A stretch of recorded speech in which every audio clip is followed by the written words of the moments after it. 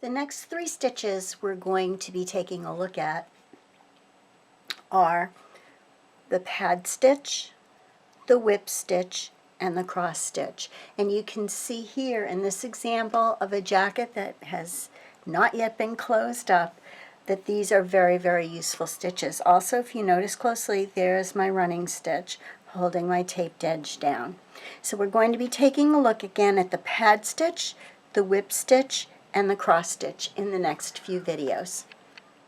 The first stitch we'll be learning is the pad stitch. The pad stitch creates a chevron pattern, and it has multiple uses. It can be used to either hold layers together invisibly, or it's also used to shape. So I'll be showing you the technique where you'll actually be rolling the jacket as you're sewing to give that lapel a nice curve when you're finished on the outside. But for starters, what we're going to do is just practice the stitch flat on our sampler. For the pad stitch, I'm actually going to show you right on the sampler how to do this stitch. And again, just remember, for this pad stitch, we're going to just be practicing. There are some tricks to using it in particular parts of tailoring, but I'll be showing you that as we get into building our jackets. So you see on the left here, I've already done a few samples for you so you can see. The name of this stitch is the chevron pad stitch. There's also a parallel pad stitch which you can use to hold your horsehair canvas to your wool. And again, I'll be showing you that when we get into building our jacket. So what you want to do is on your sampler, you want to put lines, draw yourself some lines that are about a 1/2 inch apart all the way down. Mine are about 3 inches long. Again, we're just using this particular stitch at this width for practice. You'll see when we get into the jackets that the chevron padding will get smaller. Okay, so let's start. I'm going to start over here. I'm going to just pick up one stitch, and then I can get started. It's fine because again, this is all buried in the jacket. What I'm going to do is to come up.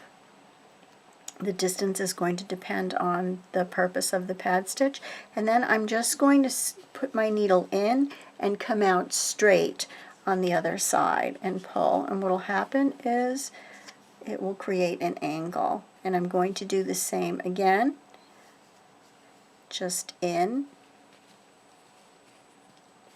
and out. So I'm creating my thread is coming out at an angle, but I'm stitching straight. So my needle's going straight across, and then my thread will, careful of not crossing like I just did.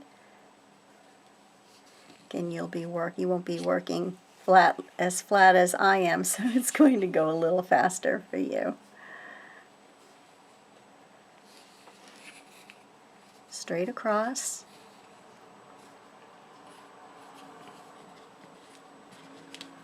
Again, when you're working, when this is in your hands, it will go a little faster. The distance that they are apart from each other is, again, it's going to depend on what you're doing at the time. Sometimes they'll be real small, like when we do the collar and the undercollar. The undercollar, at the roll line, the pad stitching gets very small, but in a bigger collar, it gets wider. It depends on how much of a roll you want for that lapel, which again we'll talk about when we get there. When you get to the top, you don't turn your work. You just stay right here. Take a little tiny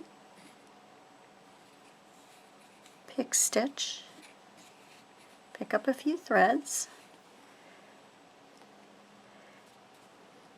and now you're on your way in the other direction.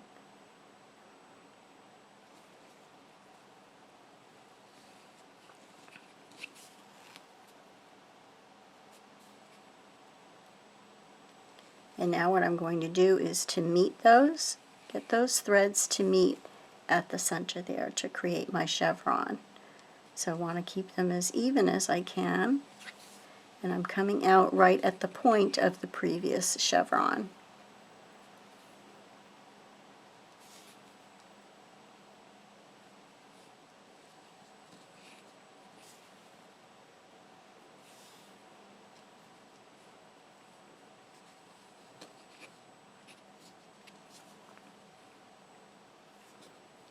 All the way down. I'm going to show you one more time how to turn. Oops. There's going to be a little trick here too when we're pad stitching. So I'm going to come across, and again I'm just going to pick up a little thread, just a few of the yarns from the muslin, and I'm going to come now in the other direction.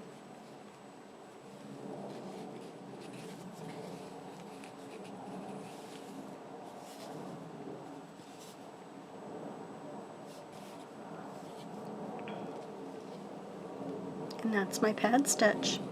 When we get into pad stitching, you're going to see that on the other side you're going to have a lot of thread, but when you go into your hair canvas is going to be marked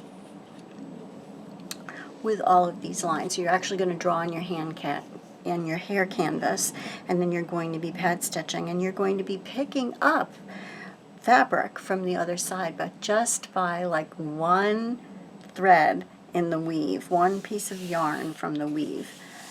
But we're going to do that when we get to it. Right now, let's just practice the chevron pad stitch.